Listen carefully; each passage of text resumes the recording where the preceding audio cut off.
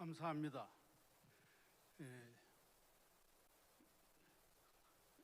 차바아, 그 차별금지법 바로알기 아카데미, 오늘 이렇게 처음 와서 보니까 조영길 변호사님, 또 교회에서는 장로님으로도 봉직하시고 수고하시는데 보니까 아주 시설이 너무 잘 되어 있습니다. 보니까 이 정도 훌륭한 시설을 가지고 운영하고 있기 때문에 내용도 훌륭한 강사들이 와서 강의를 하고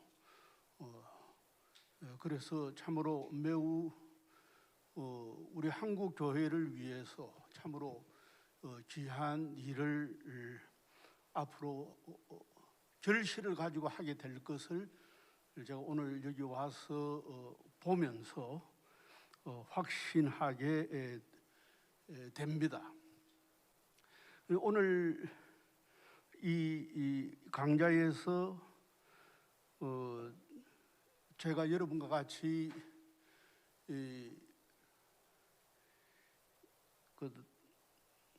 농부하고자 하는 내용은 차별금지법이라고 하는 것.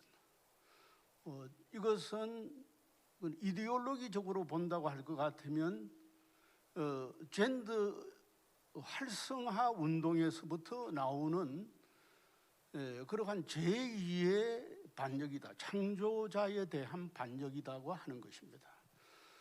그렇기 때문에 이것을 제2의 선악과를 따먹는 것이다. 제2의 하나님의 명령을 깨뜨리는 것이다. 이런 의미죠. 그리고 제1의 선악과라고 하는 것은 우리가 원죄, 그렇죠. 하나님께서 말씀하신 선과 악을 알게 하는 그 나무 열매는 먹지 말아라. 이것이 제1의 계명. 이것을 깨뜨린 것이 원죄지요. 그것을 제1의 반역이라고 이야기하는 겁니다. 여기에 대해서 지금 우리 인류는 많이 발전하면서 기계기술 문화적으로 많이 발전했지만은 이것이 정신적으로 제2의 하나의 반역을 꾀하고 있는 것이다.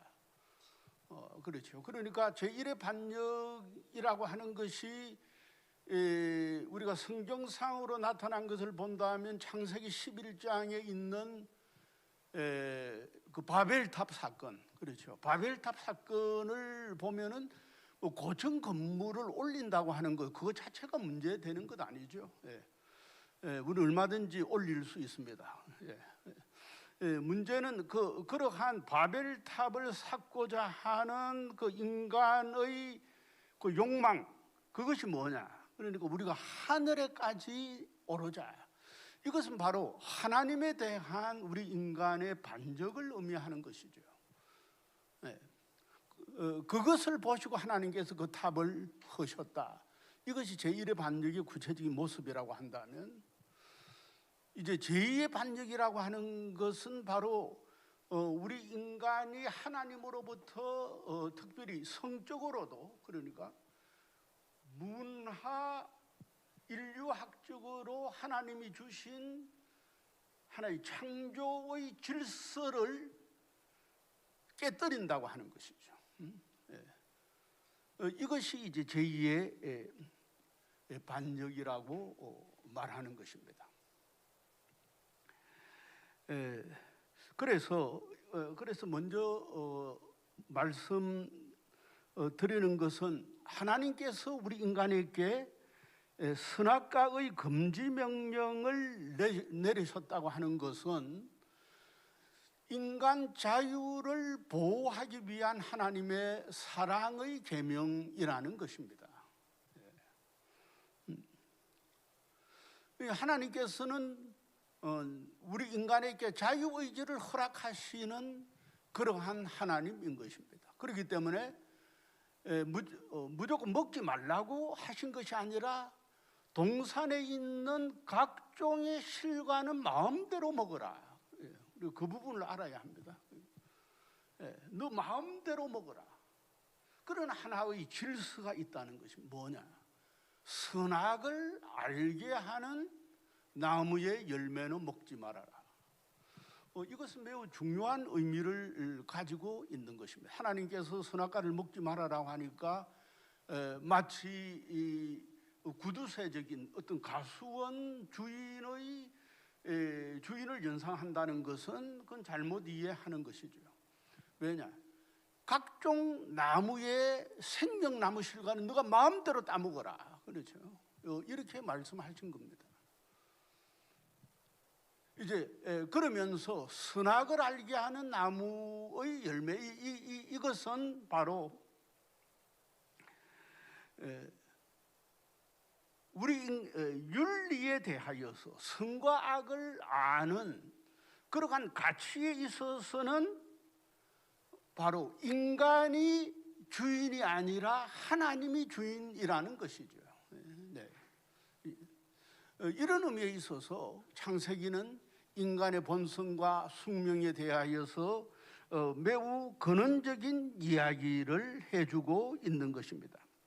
바로 이 창세기의 내용이라고 하는 것은, 또는 선악과의 금지 명령이라고 하는 것은 인간의 자유를 보호하기 위한 하나님의 울타리다, 이것이죠.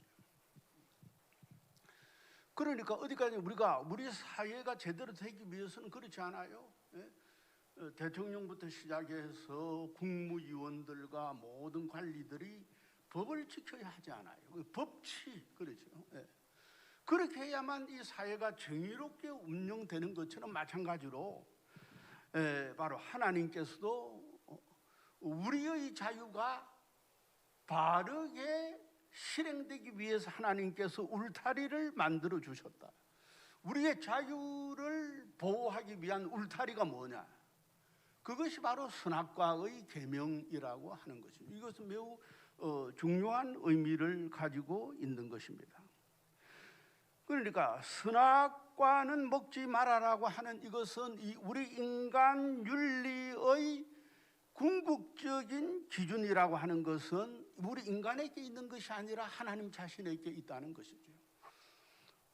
이 부분은 매우 중요한 부분이죠. 그러니까 우리 인간의 오늘날 특별히 우리 인간이 고도의 과학 문명을 발전시키고, 그렇죠, 제4차 산업혁명을 발전시키고 있는 그러한 어떤 기술혁명의 시대에 있어서도 우리 인간이 지금, 그렇죠, 인공지능을 발전시키고 로봇을 발전시키면서 고도의 어떤 첨단 기술 사회를 이룩하고 있는 것입니다. 그럼에도 불구하고 어디까지나 그것이 우리 인간의 운명을 결정하는 것은 아니다. 왜냐? 그렇죠. 우리 인간이 그것의 노예가 될 수 있는 것이기 때문에.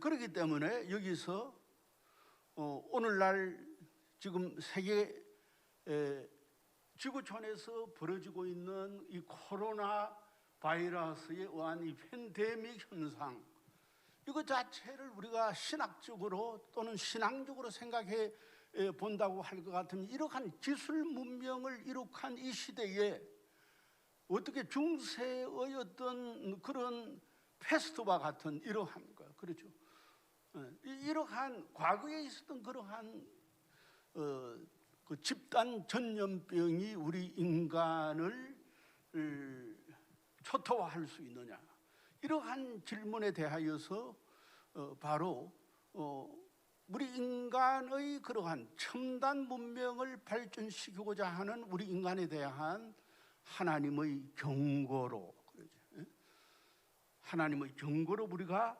받아들일 수 있다는 것입니다. 그렇기 때문에, 그러니까 첫 번째에 있어서 그 제1계명을 그 사단이 유혹하기를 너 눈이 밝으면 눈이 밝으면 하나님처럼 될 것이다고 이야기했던 것이죠. 이제 그러니까 제2 계명에 있어서도 그러니까 그 성 자체를 우리 인간 스스로 만드는 것이 우리 인간이 스스로 만들어낸다는 것이죠. 그러니까 우리가 성에 있어서 본다면 생물학적 성, 생물학적 성이라고 하는 것은 태어날 때 부모로부터 받는 성, 이것이 생물학적 성이죠. 그런데 이것 자체를 거부하면서 사회적인 성을 주장하는 것이 오늘날 그 젠더주의입니다. 그러니까 우리 인간 스스로가 자기의 성을 만들어낸다는 것이죠. 그렇기 때문에 제가 제2의 리볼트, 제2의 반역이라고 하는 말을 쓰고 있는 것입니다.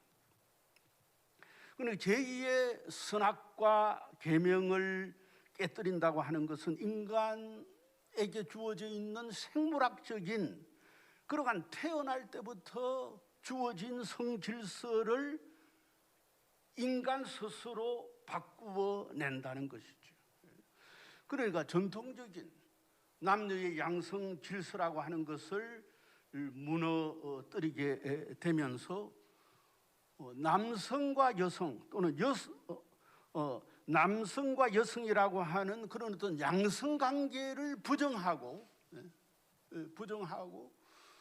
여기서 남성과 남성, 여성과 여성 사이에 그러한 성적 관계와 결혼을 이루고자 하는 이것이 바로 제2의 반역이라고 우리가 성경적으로 말할 수 있는 것입니다.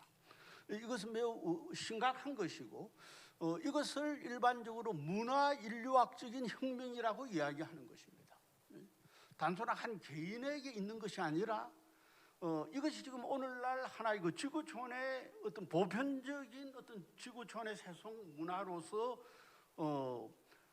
이것이 시행된다고 하는 것은 심각한 그러니까 개인과 그렇죠 결혼 가정 사회를 해체시키는 그러한 심각한 사회적인 문제를 초래하게 된다는 것입니다.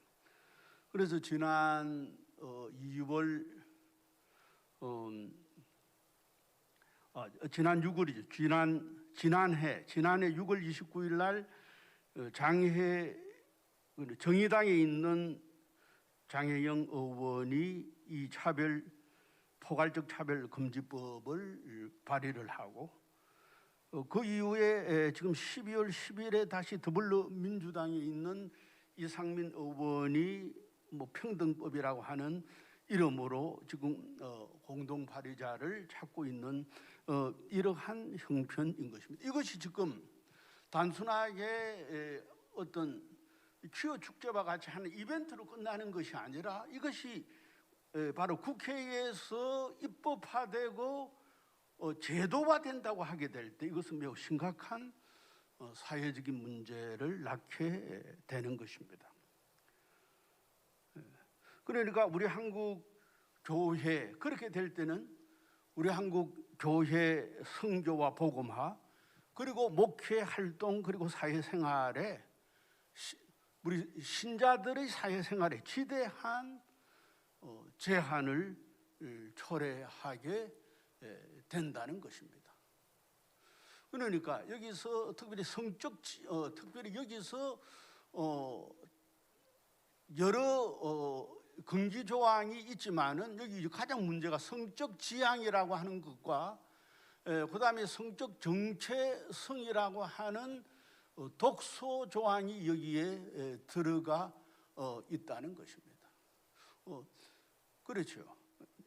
이제 이렇게 되게 될 때 이러한 이것이 제정이 된다고 할 것 같으면 동성애에 대한 그러한 모든 어떤 반대 설교라든가 강연이라든가 개인적인 어떤 양심적인 비판조차도 처벌의 대상이 되기 때문에 이것은 매우 심각한 문제를 초래한다는 것입니다.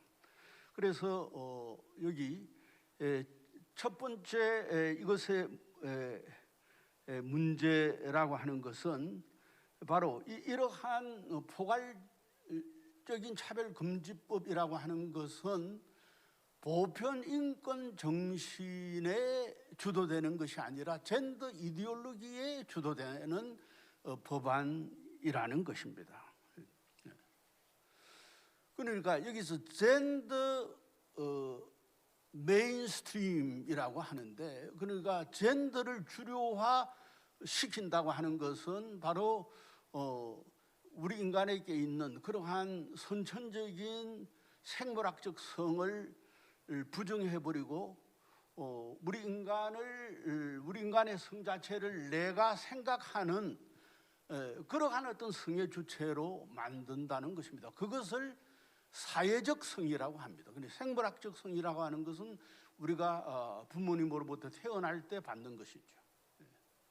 사회적 성이라고 하는 것은 자기가 스스로 생각하는 성을 이야기합니다.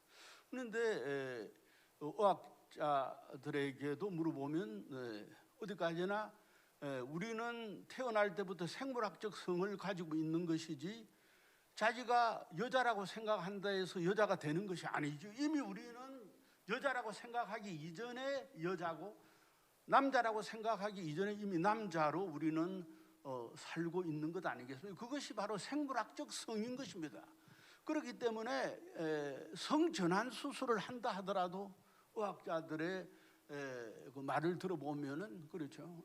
호르몬 조정에 의하여서 잠깐 그렇게 되지만 결과적으로는 되돌아간다. 그러니까 성이라고 하는 것은 창조주가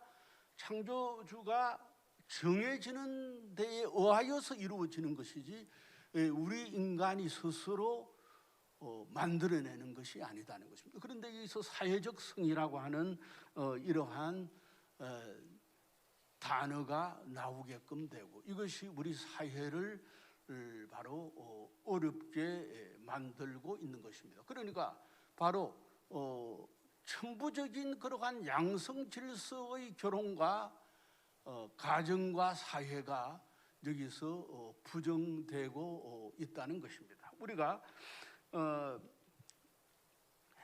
그 헌법에 보장되어 있는 차별 금지 조항이 있죠. 그렇죠? 예. 그러니까 여성이라고 해서 차별되어서는 안 되고 남성이라고 해서 차별되어서는 안 된다는 의미에 있어서 성별 차별이라든가 또는 인종 차별이라든가 그렇죠. 신분 차별이라든가 빈부 지역 차별 뭐 이런 것들 그러한 한 20가지 정도의 헌법이 이미 이 차별 금지에 대한 조항이 있는 겁니다.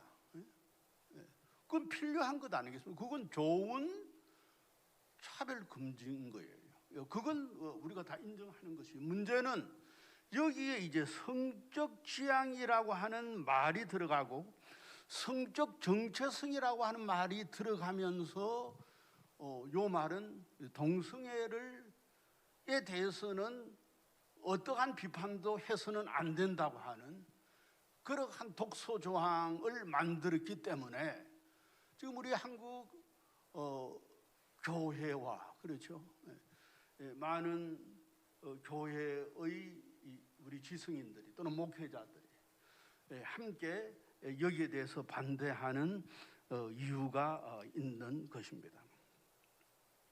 그렇기 때문에 2001년에 설립된 그 국가인권위원회의 그 문구, 그렇죠. 성적 지향, 섹슈얼 오리엔테이션이라고 하는 그 문구가 있었는데 이제 이것이 하나의 그 언론 보도 지침으로 나가게끔 되면서 우리 한국 그 언론들이 이제 동성애에 대하여서는 더 이상 어떤 비판적인 기사를 내지 못하게 되니까 어떤 현상이 일어나느냐. 그러니까 10대들이 그러니까 그러한 어떤 경험이 없는 10대들이 이러한 동성애라고 하는 것이 바로 에이즈라고 하는 에이즈를 감염시키는 주된 원인이라고 하는 이 사실이 보도되지 않음으로 말미암아 우리 한국 10대들 사이에 많은 그 에이즈 환자들이 생기게 되었다고 하는 이러한 그 의학자들의 보도가 있는 것입니다. 그렇죠. 이것은 매우 심각한 문제인 것입니다.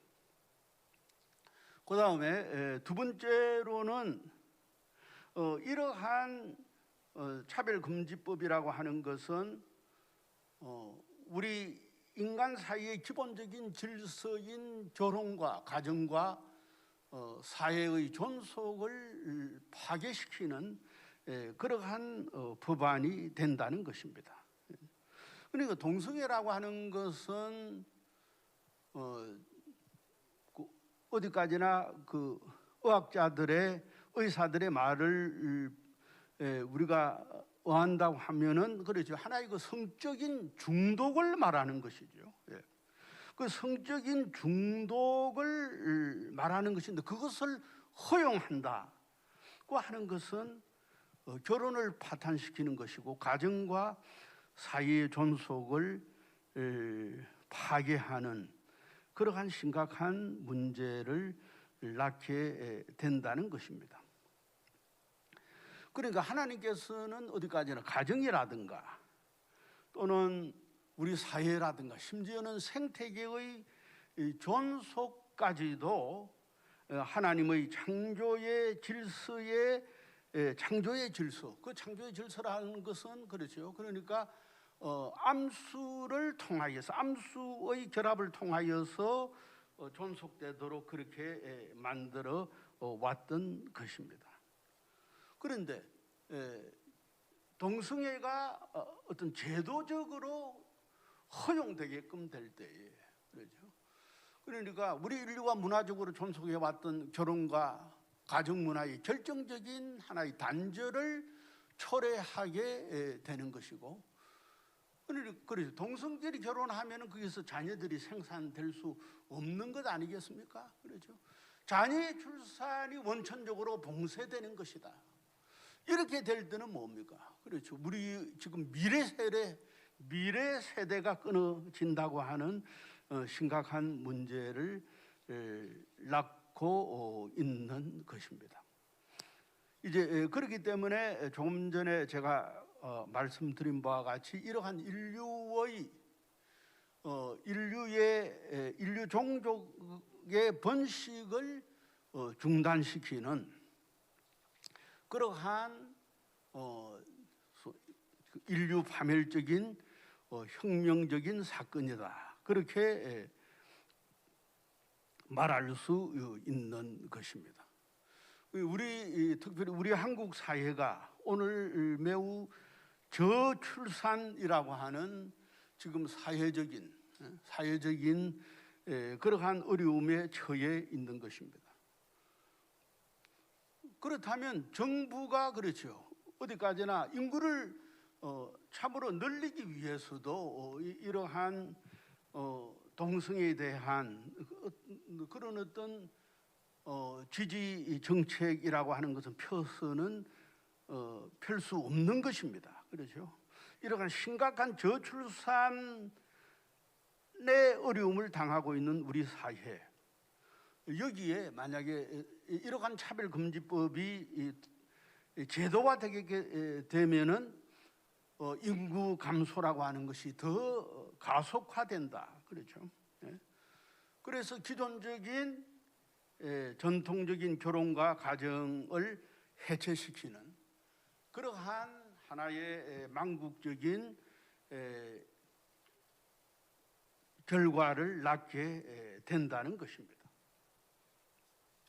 그리고 세 번째로는 이 차별금지법은 인권으로 포장된 그러한 위장성의 법안이라는 것입니다. 조금 전에 말씀드린 바와 같이 그러니까 지금 이러한 그 동성애 지지자들은 동성애를 하나의 그 인권이라고 하는 그 포장에다가 집어넣어서 이것이 하나의 어떤 성적인 중독이라고 하는 것이 아니라 하나의 어떤 인권 침해라고 하는 이런 어떤 프레임을 가지고 그 정당화를 주장하고 있는 것입니다.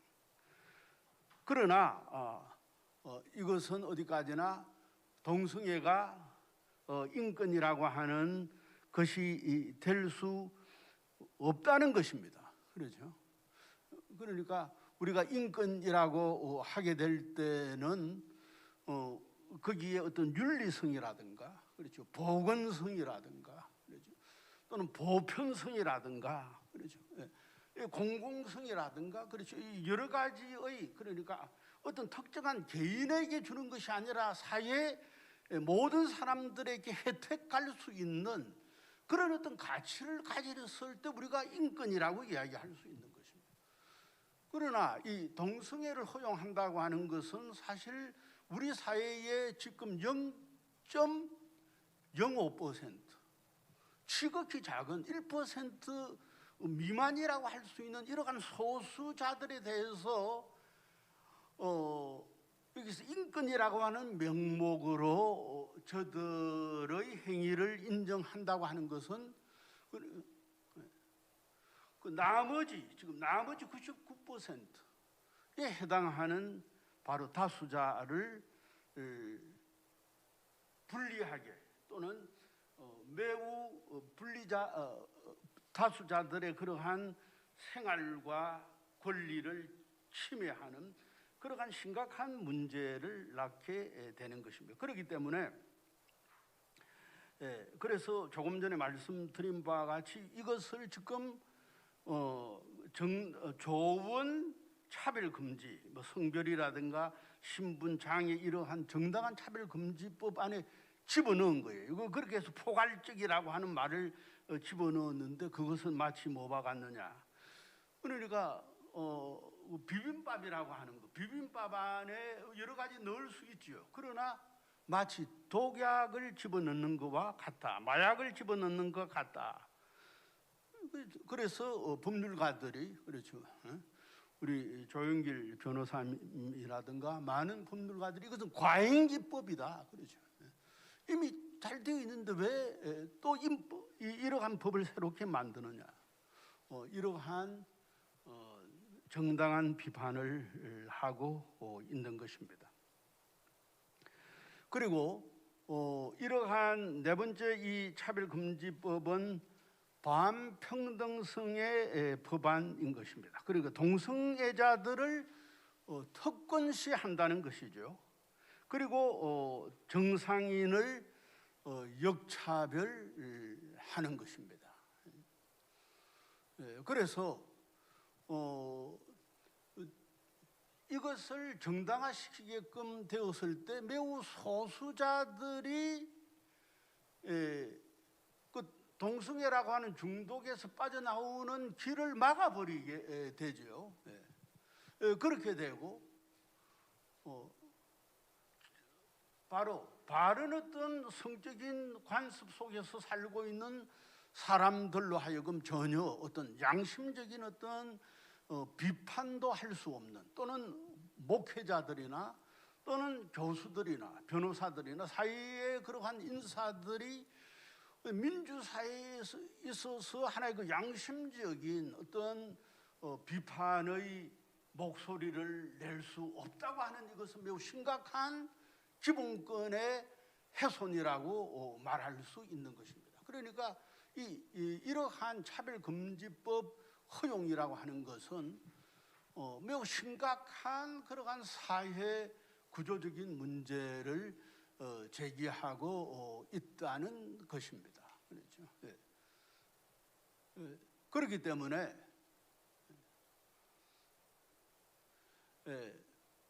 소수자의 권리를 배려하는 것은 필요하지만 그러나 그것에 의하여서 다수자의 권리가 침해되어서는 안 되지 않아요. 그것을 어디까지나 우리 국회의원들은 알아야 하고 또한 우리 국가는 그것을 알아야만 하는 것입니다. 평등이라고 할 때 공산주의 사회처럼 무차별적인 우리는 평등을 이야기하는 것이 아닙니다. 그렇죠? 아니라 모든 그러니까 각자에게 필요한 그렇죠? 정당한 몫을 갖도록 하는 것이 바로 자유민주 사회에 있어서 바로 정의라고 하는 것은 뭐냐? 정의라고 하는 것은 어디까지나 공정성이다 이렇게 말할 수 있는 것이죠. 그렇죠? 그렇기 때문에 우리가 같이 공부를 하더라도 그렇죠.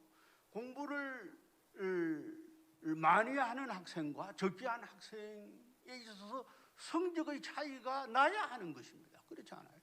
그뿐 아니라 일을 많이 한 노동자와 그리고 또 상당하게 고차원적인 그러한 어떤 질적인 그렇죠. IT와 같은 이런 일이라든가 그렇죠. 그뿐 아니라 이 코로나 바이러스의 백신을 만들어내는 것 이건 누구나 할 수 없는 것 아니겠습니까? 이런 일에 종사하는 사람들에 대해서 그러니까 전혀 지식이 없는 일반 어떤 노무자들과 같은 대우를 할 수 없는 것입니다. 우리 사회의 질서를 위해서 그렇죠. 그러니까 여기서 평등이라고 하는 개념 자체를 그런 어떤 공산주의자들이 하는 그러한 무차별적인 평등이 아니라 어디까지나 소위 각 사람에게 필요한 그러한 몫을 돌릴 수 있도록 해야 하는 것입니다.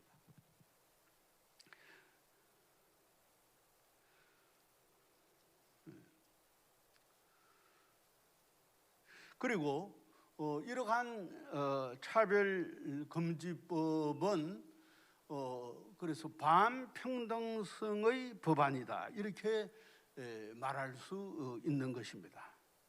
그러니까 이 동성애 자체가 쾌락 탐닉적이고 그리고 비도덕적입니다. 가정을 해체시키고 결혼을 해체하는 것 아니겠습니까? 그리고 에이즈 질병을 옮기게 되기 때문에 비보건적입니다. 그렇죠? 그렇기 때문에 이것 자체를 우리가 하나 윤리성을 지니고 있다고 우리가 말할 수 없는 것입니다. 그렇죠? 물론 그렇기 때문에 인권 범주에 들어갈 수 없다고 하는 것을 이미 말씀드렸습니다. 그렇기 때문에 이러한 동성애를 허용한다고 하는 것은 동성애 개인으로 하여금 더 이상 그렇죠. 그러니까 우리가 분명하게 볼 때는 탈동성애가 그 길 아니겠습니까? 성적 중독에서부터 벗어나도록 하는 것. 이것이 바로 성경이 우리들에게 말하고 있는 내용이라고 한다면 만약에 그것을 그냥 제도적으로 허용해 버린다고 할 것 같으면 동성애의 그 중독에 빠져 있는 사람이 더 이상 거기서 나올 수 있는 기회를 상실하게 만들어 버리게끔 된다. 이것은 바로 어디까지나 그분이 가지고 있는 고귀한 인간성을 폄하시키는 것이 아니냐. 인간을 하나의 어떤 쾌락에 탄력된 존재로 살게 하는 것이 된다는 것입니다. 그렇기 때문에 이 차별금지법은 어디까지나 비윤리적인 것이다. 그렇죠? 성적 중독에서 벗어나게 하는 것, 그것이 윤리적인 것 아니겠습니까? 그렇죠?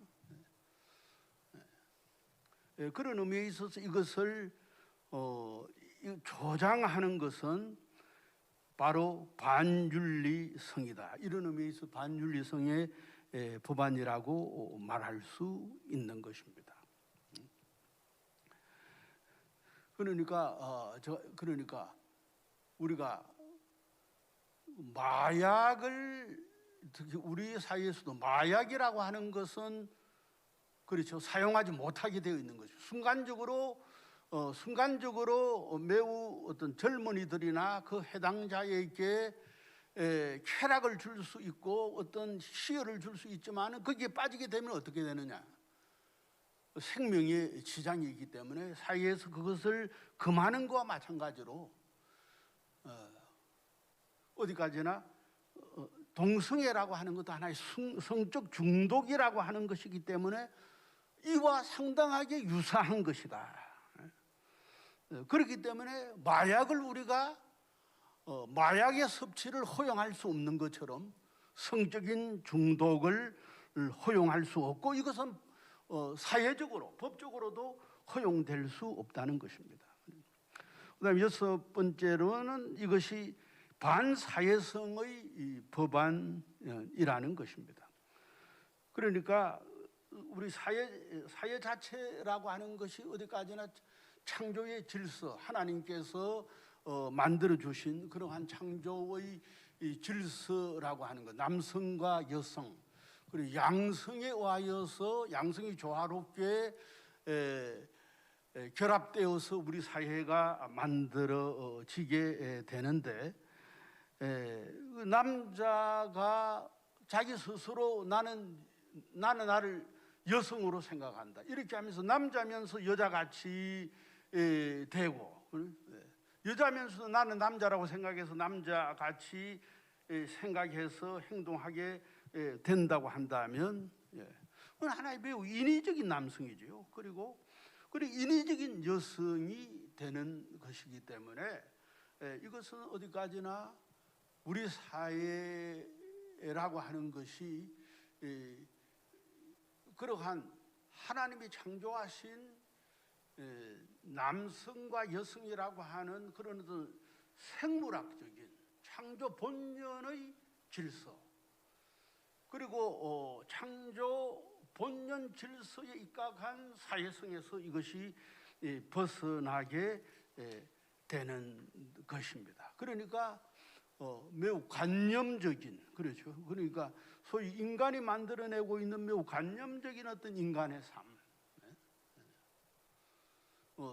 그러한 삶을 살게 되기 때문에 여기서 여러 가지의 지금 사회적인 결합 형태가 나타나는데, 동성애뿐만 아니라 이것이 허용된다면 다자성애, 그렇죠, 한 사람이 여러 사람과 어떤 성적인 결합을 하게 되는 것, 그리고 일부 다처가 아니라, 그렇죠, 또는 다부 다처, 뭐 이러한 다양한 형태의 그 결혼이라든가 성적인 관습이 생겨나는 것은 반사회적이다, 이렇게 말할 수밖에 없는 것입니다. 그러니까 하나님이 창조하신 그러한 창조 본연의 질서에서 벗어나는 그러한 현상이라고 하는 것입니다. 일곱 번째, 그렇게 되었을 때, 이러한 이 법이 제정되면은 어떻게 되느냐? 교회의 설교와 선교가 법적으로 제한되고 침해를 받게 된다는 것입니다. 목사님의 강단 설교라고 하는 것이 현저하게 제한을 당하게 되는 것입니다. 그렇죠? 그러니까 목회자들께서 주일날 설교할 때도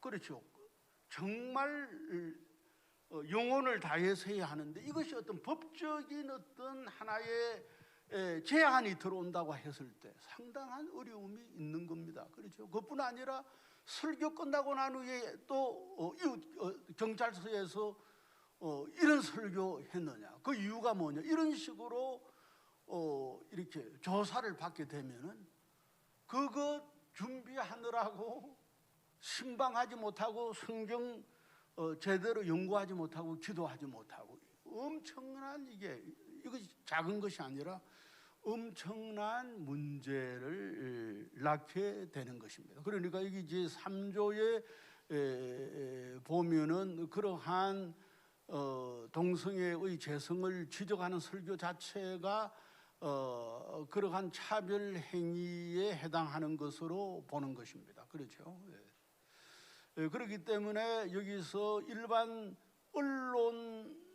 언론이라든가 기독교 방송, 신문, 소셜 미디어 이런 데서도 전혀 동성애에 대해서 비판할 수 없게끔 되고, 비판하게 될 때는 이것이 하나의 법적인 문제를 제기하도록 만드는 것이기 때문에. 그렇죠?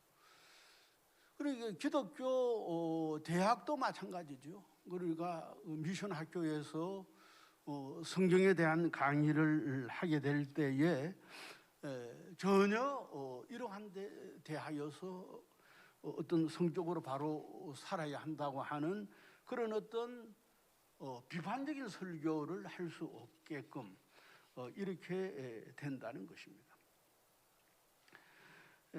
이제 그뿐 아니라 거기에 보면 여기서 이행하지 아니하게 되면은 뭐냐? 3천만 원 이하의 이행 강제금을 부과할 수 있게 이렇게 되면은 매우 교회가 재정적으로도 상당한 어떤 어려움을 당하게 되는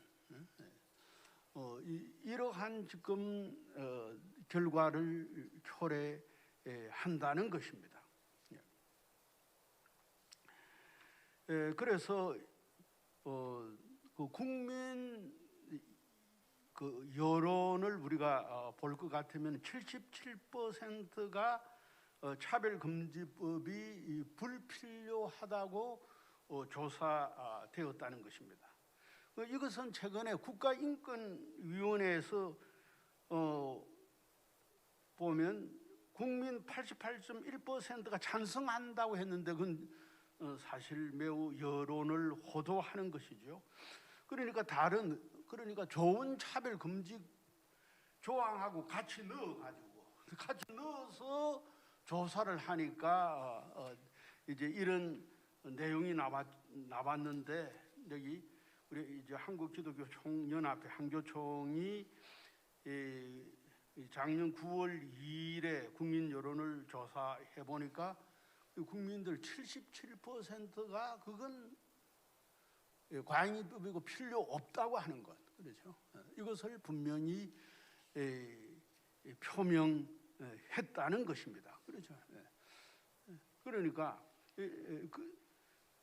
바로 우리 한국 국민들이 이렇게 건전한 믿지 아니하는 아직도 비신자의 경우에 있어서도 건전한 에토스를 가지고 있는데 왜 몇몇 사람이 이렇게 우리 사회의 그 에토스를 이런 식으로 법적으로 바꾸느냐? 그렇기 때문에 제가 말씀드린 바와 같이 문화 인류학적인 그런 어떤 하나의 그 혁명, 이것이 서구에서부터 시작해서 오늘 우리 한국에까지도 지배되고 있는데, 바로 여기에 대해서 우리 한국 교회가 분명한 반대 의사를 표명하고 이겨내어야 한다는 것입니다. 그래서 우리 한국 교회는 범교단적으로 연합해서 이 차별금지법 제정을 막아내어야 하는 것입니다. 특별히 여기 예장통합교단, 저도 여기 소속되어 있습니다마는 2018년에 교단적으로 동성애 그리고 퀴어 신학이라고 하는 것이 이단임을 선언했습니다. 그렇죠? 그리고 동성애를 실행하는 또는 동성애를 허용하는 그러한 목회자 안수를 거부했고, 그러한 신학생도 신학 공부를 할 수 없고 거기에 찬성하는 그러한 일반 자들도 교회나 신학교 연관 기관에서 일할 수 없도록 그렇게 법을 만들었습니다. 그것은 제가 볼 때는 옳은 결정이라고 생각합니다. 전국적으로 보면 한 450개의 그러한 법조계, 종교계 이러한 그 시민단체 연합들이 합하여서 이러한 그러니까 나쁜 차별금지법, 그래서 나쁜 차별금지법이라는 것이 바로 이 동성애를 허용하는 이 나쁜 차별금지법을 반대하는 그러한 진평년도 만들고 이렇게 해서 여기에 대해서 동반년이라든가 또는 동반교년 이러한 것을 통하여서 반대 투쟁을 하고 있습니다. 우리 한국 기독교에서는 제가 알 때는 그 95%의 우리 한국 교회와 그리고 신자들이 여기에 대해서 분명한 반대 입장을 표명하고 있는 것은 매우 긍정적입니다. 이제 매우 아쉬운 것은 그 KNCC 한국교회협의회라든가 또는 기장 소속의 몇몇 일부 목회자들이 여기에 대해서 찬성하고 있는 것은 매우 안타까운 일이 아닌가 이렇게 생각하는데 이들도 돌이켜서 분명히 이 하나님 말씀이 죄라고 지적하는 동성애 허용 반대 입법 운동에 참여할 수 있어야 하겠습니다. 그리고 여기서 이제 또 중요한 것은 우리 한국 교회와 그리스도인의 동성애 비판의 태도인데, 그렇죠. 동성애자들의 성중독에 대하여서는 우리가 분명히 지적해야 합니다. 동성애는 하나님께서 가정이 여기는 것이다 그렇게 말씀하고 있죠. 이제 그럼에도 불구하고 이들의 인격에 대하여서는 우리가 존중하고 치유를 도와주어야 한다. 그것은 우리가 반동성애 운동을 하면서 매우 우리 한국 교회가 가져야 할 또 중요한 태도라고 생각하는 것입니다. 그러니까 죄는 미워하되 그 인격은 사랑해라. 그러니까 예수님께서 가늠하다 현장에서 잡힌 그 여인을 바리새인들이 끌고 와서 어떻게 해야 할까 예수님께서 물었을 때 그러죠.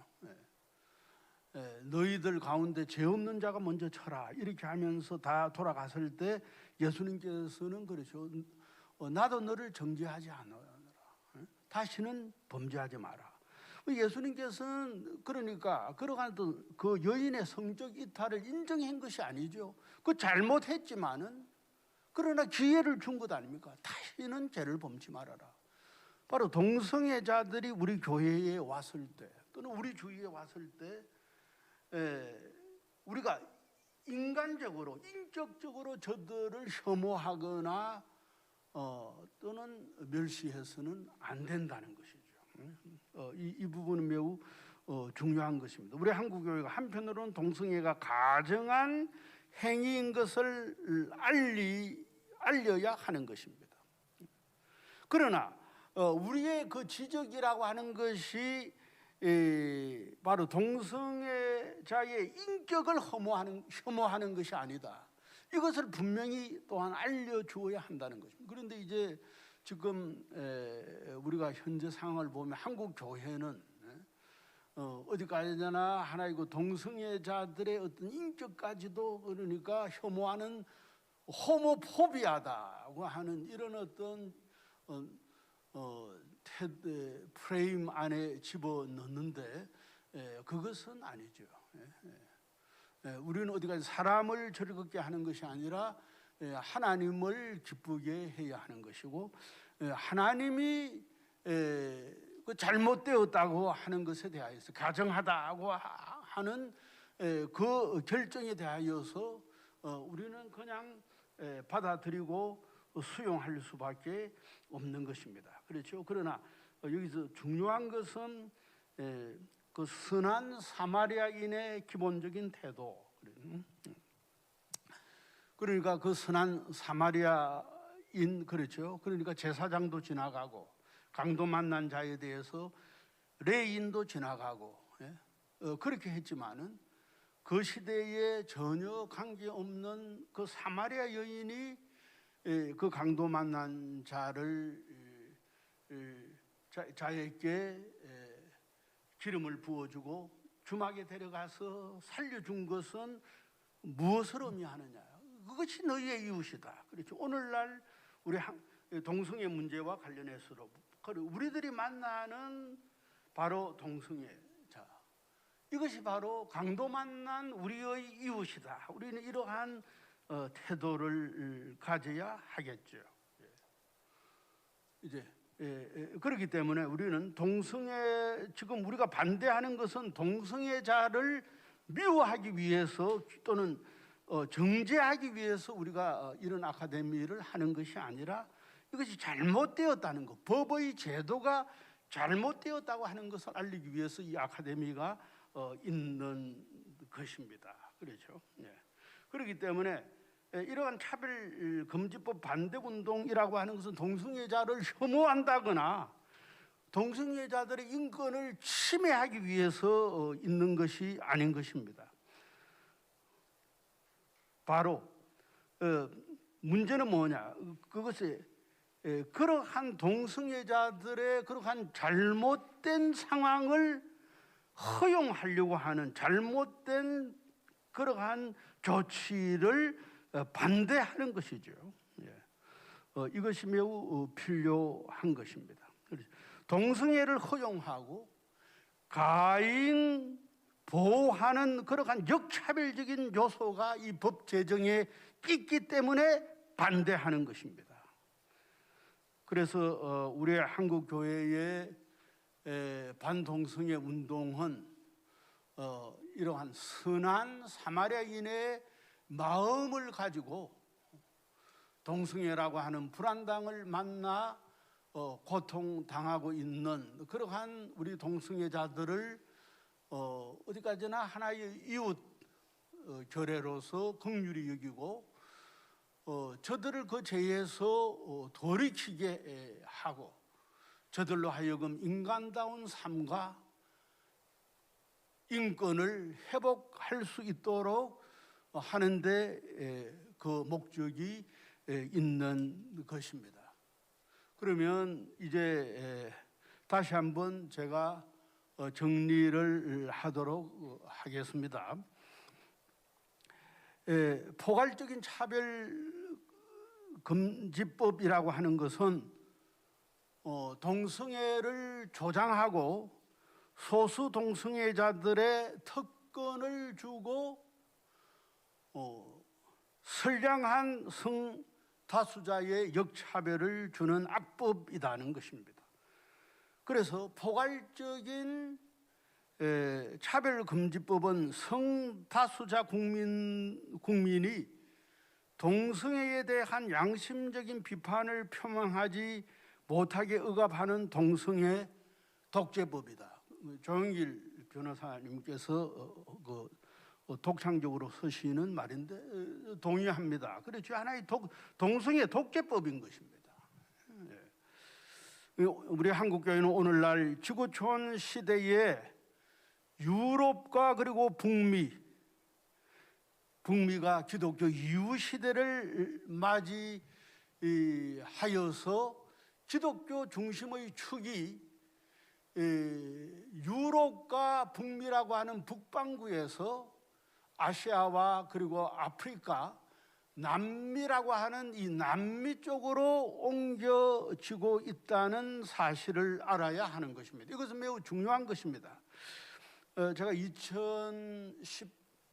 2004년에 그 인도네시아에 있는 아시아 복음주의 연맹 회의에 참가했는데 거기서 아시아 복음주의 자들의 선언이 나왔는데 더 이상 이제 유럽은 기독교의 시대가 아니다, 지나갔다. 아시아의 시대가 맞다. 아프리카와 남미의 시대가 맞다고 했는데 오늘날 우리 한국 교회가 이러한 역사적인 사명을 감당해야 하고 오늘 우리 한국 교회처럼 우리 기독교회가 특별히 우리 한국 개신교가 열성적으로 어떤 의미에서는 3.1운동처럼 또는 뭐 신사참배 반대처럼 이렇게 열렬하게 이러한 차별금지법을 교회뿐만 아니라 각 기관에서부터 열렬히 행하고 있다는 것은 하나님께서 우리 한국교회에 주신 큰 복이라 또는 사명이다, 시대적인 부르심이라고 생각하는 것입니다. 그러니까 2015년에 우리 한국통계청 조사에 의할 것 같으면은 그렇죠. 그러니까 우리 한국에 더 이상 불교가 제1 종교가 아니라 그렇죠. 불교가 761만 명 정도고 우리 개신교가 967만 명, 그리고 캐톨릭이 389만 명 이리고 합하면은 약 한 1,300만이 됩니다. 인구로는 27.6%이기 때문에 이거 작은 숫자가 아닙니다. 물론 한국 교회가 커졌기 때문에 사회적으로 또 많은 어떤 실망도 안긴 것은 사실이지만 그럼에도 불구하고 그러죠. 우리 한국 교회는 복음주의 교회가 살아 있고 오늘 이처럼 이러한 차별금지법 때문에 이처럼 차바 아카데미처럼 이렇게 열렬하게 기독교 정신을 가지고 우리 사회의 건전한 윤리성 에토스를 변호하고자 하는 이러한 기관들이 있기 때문에, 이러한 운동들이 있기 때문에 우리 한국 사회와 우리 한국 교회는 희망이 있다고 생각하는 것입니다. 바로 오늘 우리 한국 교회는 제가 여기 처음 거기에 이제 이사야 6장 13절에 보면은 밤나무와 상수리나무가 배임을 당하여도 그 거루터기는 남아 있는 것 같이 거룩한 씨가 이 땅에 거루터기니라. 이사야 6장 13절에 있는 말씀입니다. 바로 이것은 오늘날 물론 그 당시 이사야 선지자를 통하여서 바로 바벨론에 끌려가는 이스라엘 백성들에 대해서 하나님의 심판을 말하면서도 바로 이 땅에 거루터기가 있다, 거룩한 씨가 있다. 그게 뭐냐? 하나님께서 그러한 그 바벨론의 그 우상에 빠지지 아니한 그러한 택한 자를 남겨놓았다고 하는 것과 같은 것입니다. 그게 뭐냐? 오늘날 우리 한국 교회의 태도가 되어야 하지 않느냐 이렇게 생각합니다. 제가 독일에서 공부했습니다만 그러니까 독일이 낳은 하나의 세계적인 신학자 가운데 한 분이 그 독일 뮌헨 대학에 있는 보편사 신학자 판넨베르거, 한 6년 전에 자꾸 했습니다만은 이분이 이 문제에 대해서 어떻게 이야기했느냐? 동성애를 허용하는 교회는 보편적인 거룩한 사도적 교회가 아니다.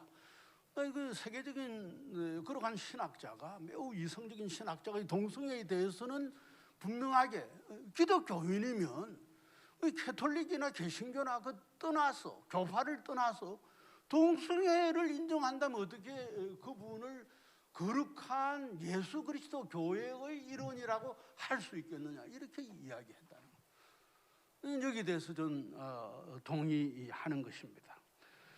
바로 이러한 오늘날 우리 시대에 있어서 그러한 이 거룩한 시, 그렇죠, 그루터기의 사명, 이것을 다할 수 있는 우리 한국 교회가 되고, 또 우리 한국 교회의 신학자가 되고, 우리 성도들이 되고, 또 그러한 그리스도를 봉사하는 우리 모든 기관들이 되기를 바랍니다. 그러면 제가 기도 드리겠습니다. 주님의 은혜와 사랑을 감사드립니다. 한국교회의 이러한 거룩한 사명을 허락하여 주셔서 복음을 먼저 받았던 2000년 역사를 가지고 있는 유럽 교회가 오늘 기독교 이후 시대를 맞이하면서 복음의 본질에서 많이 벗어난 참 어려운 현실입니다. 그 가운데 주님께서 이처럼 북방부에서 남반부로 복음의 중심을 옮기게 하시고, 우리 한국 교회의 이러한 놀라운 주님을 향한 뜨거운 복음과 말씀대로 살고자 하는 그러한 신앙의 사명을 허락하여 주셔서 감사합니다. 오늘 이러한 문화인류학, 제2의 문화인류학적인 혁명이라고 하는 이 동성애가 이 지구촌을 휩쓸고 있는 이때, 우리 한국 교회가 이것을 막아낼 수 있는 방파제가 되게 하시고, 이사야가 예언한 거룩한 시, 이 시대 하나님의 말씀을 지키는 그루터기가 되게 하옵소서. 예수님의 이름으로 기도하옵나이다. 아멘.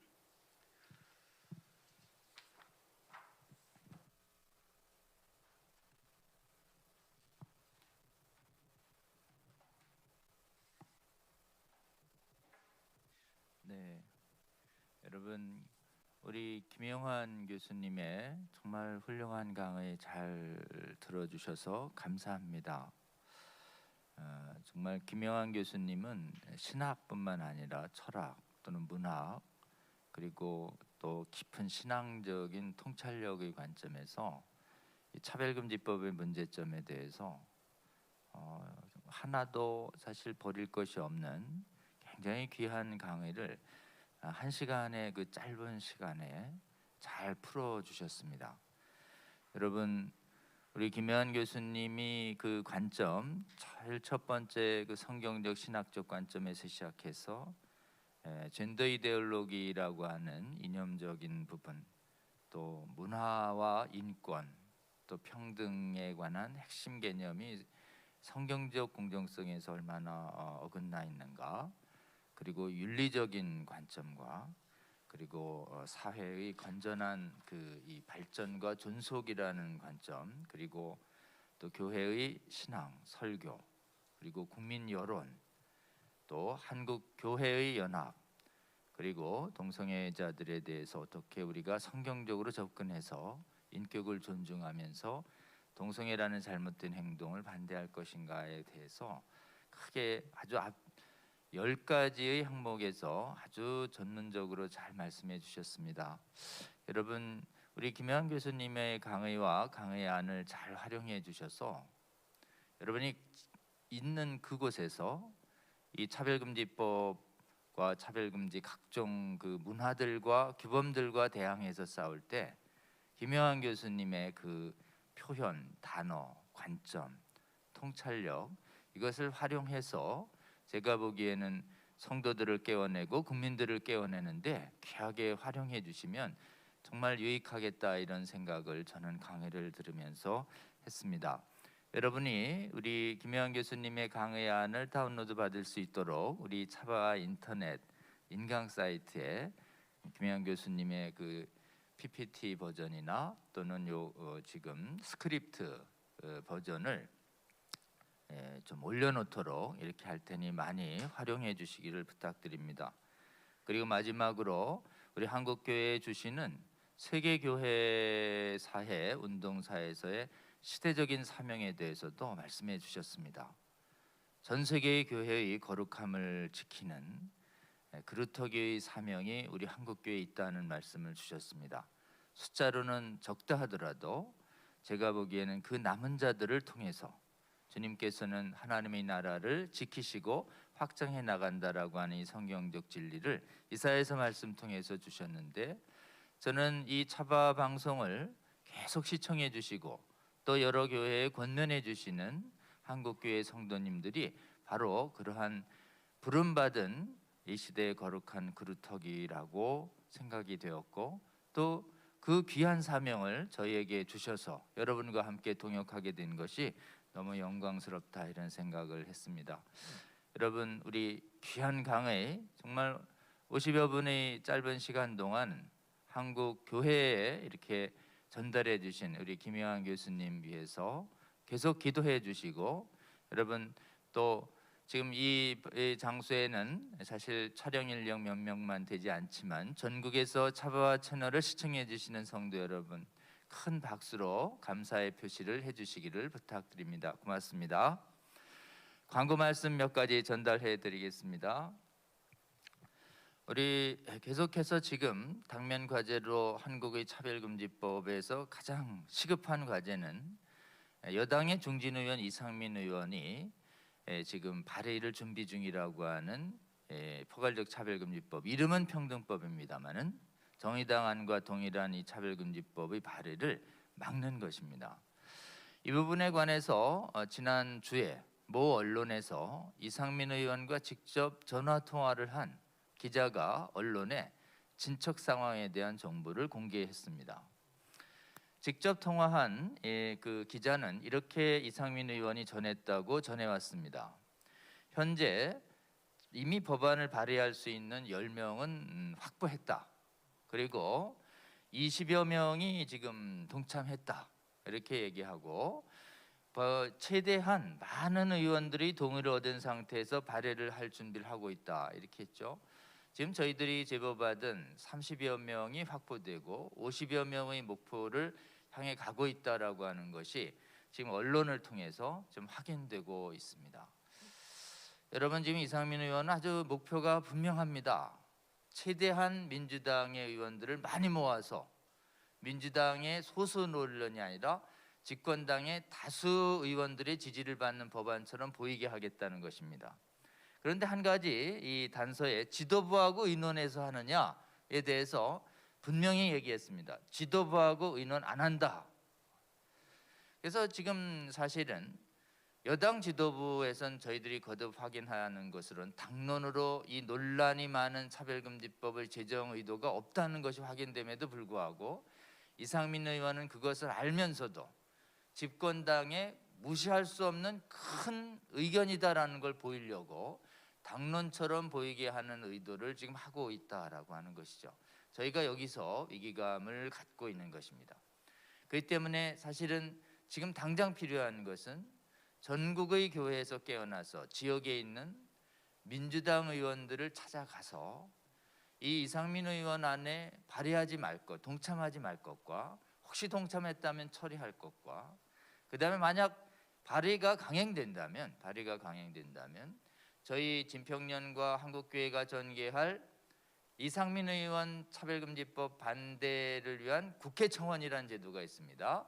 그 국회 청원 운동에 동참해 줄 것을 향후에 부탁하는 것입니다.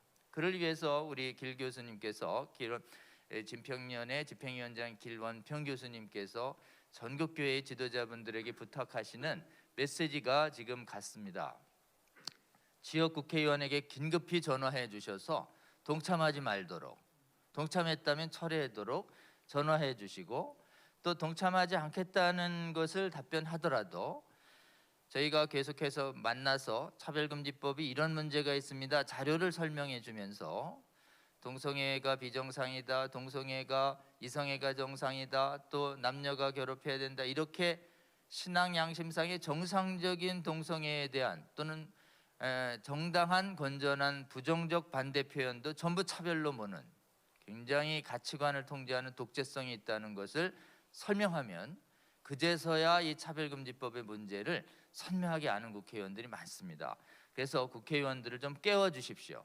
그리고 국회의원들을 깨워주실 때 오늘 우리 김영환 교수님께서 여러분께 전해주신 그 내용들 중에 성경적인 내용들 빼더라도 국회의원들을 설득할 많은 풍성한 자료가 있습니다. 활용해 주시고, 무엇보다도 성경대로 가르치고 성경대로 살아갈 때 차별금지법 위반이라고 해서 교회의 지도자들과 성도들을 범법자로 만들겠다는 이 법, 교회와 교회의 지도자들은 끝까지 막을 것이다.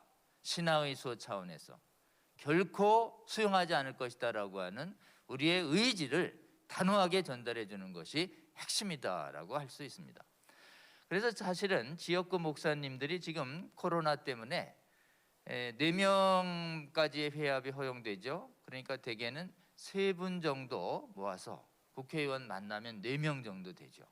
그래서 4명 정도에 만나가지고 실제로는 이렇게 동참하지 말도록 협조를 구하시고, 또 필요하면 복음법률가이나 진평련에 연락 주시면 관계 전문가가 동석해서 대화를 돕도록 이렇게 하겠습니다.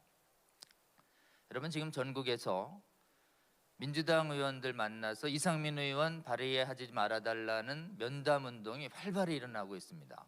지난 주만 해도 여러 명의 여당 의원들을 만났고, 목사님들 중심이 돼서 만나면 거의 100%의 국회의원들은 목사님들을 경청하고 무리한 법을 깨닫게 되고 사실은 신중한 자세로 돌아서게 됩니다. 근데 유감스럽게도 전국에 240여 개 지역구 중에 빠짐없이 면담이 이루어진 상태는 아닙니다. 아직도 여전히 많은 지역구의 국회의원들에 대한 목회자들의 면담은 이루어지지 않았습니다. 여러분, 이 강의를 듣고 깨어나서 지금 하실 일은 아주 간단합니다. 지역구에 있는 국회의원들은 우리가 지킨다, 이런 생각으로 국회의원이 있는 지역구에서 목사님들 3분, 4분만 모이시면, 만나자고 하면 담임 목사님들이 만나자고 할 때, 유권자들에게 영향을 미치는 목사님들이 만나자고 할 때 대부분의 국회의원들은 거절할 수가 없습니다. 여러분, 이걸 믿으세요. 그래서 단 한 번도 아직 국회의원 만나는 게 좀 해본 적이 없으신 목사님들도 차별금지법의 위협으로부터 교회를 지키기 위한 이 거룩한 운동에 정말 동참해 주시기를 바라고, 한번 여러분 생각을 해보십시오. 전국에 있는 지역구에서, 특히 민주당 있는 지역구에서 빠짐없이 교회의 모든 지도자들이 가서 차별금지법을 결연히 반대할 것이다라는 의사를 전하면 그것이 당 지도부에게 전달돼서 이상민 의원의 발의를 막는데 아주 유용하게 활용되지 않겠습니까? 여러분, 목사님들이 가지고 있는, 주님의 몸된 교회가 가지고 있는 잠재력을 믿으시고 주님과 함께 기도한 다음에 담대히 국회의원들을 찾아가서 면담이 활발하게 일어나면 대한민국은 반드시 막아낼 수 있을 것이다, 이렇게 생각합니다. 그 다음에요, 이런 사실은 국회의원 면담 활동을 보시고 하와이에 지난번에 차바 강사로 활약하셨던 강의를 전해주셨던 하와이 광야교회 한명덕 목사님 전화 주셔서 지역 목사님들이 지역에 있는 국회의원을 찾아가는 이 운동이 아주 유용하겠다, 우리도 그것이 전 세계적으로 확산되면 좋겠다라는 격려의 말씀을 주셨습니다.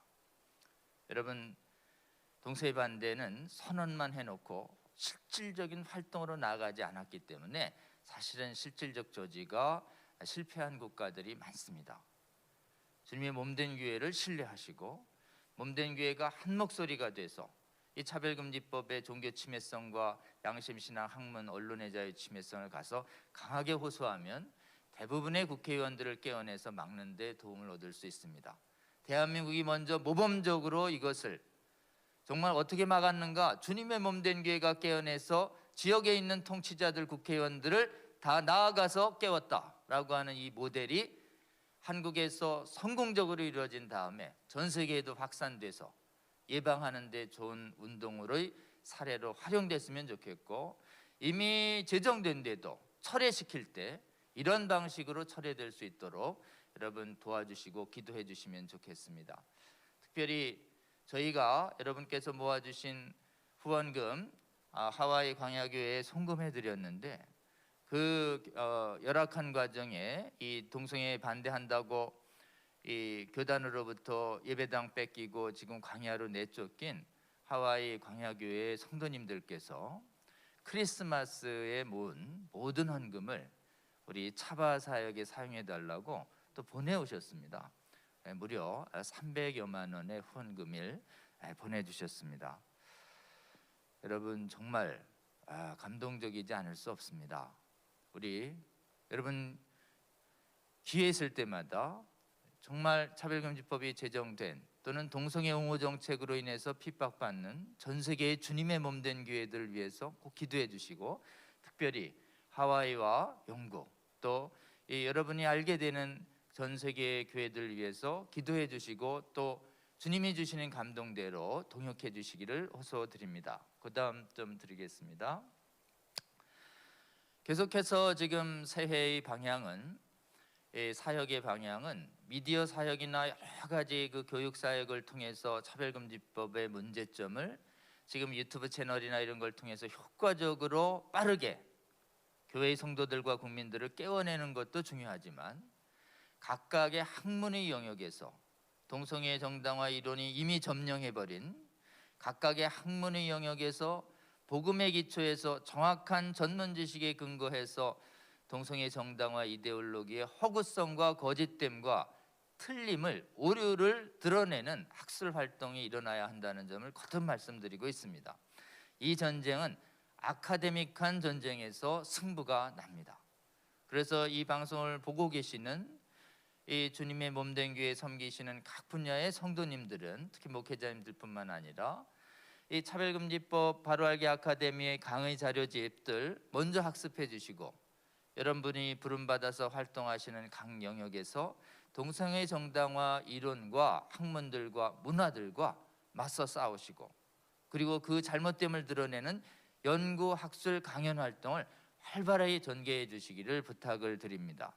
특별히 동반연에서는 이 교수연합법 쪽에서 이 연구 활동을 전력하려고 하는데, 여러분 연구 역량을 갖고 계시는 주위분들 많이 권면해 주시고 또 동참해 주셔서 지성적인 측면에서 아직 차별금지법이 제정되지 않은 대한민국에서 동성애 정당화 이데올로기를 성경적 진리와 정확한 진리를 근거로 아주 샅샅이 깨뜨리는 유용한 학술 활동이 활발하게 일어나서 이 차바 채널이나 여러 가지 미디어를 통해서 전 세계의 다른 나라의 지금 차별금지법을 막고 회복을 도와주는 활동까지 할 수 있도록 여러분 이 지성적 활동 위해서 기도해 주시고, 이 강의 자료집 많이 구입해서 구독을 권면해 주시면 좋겠습니다.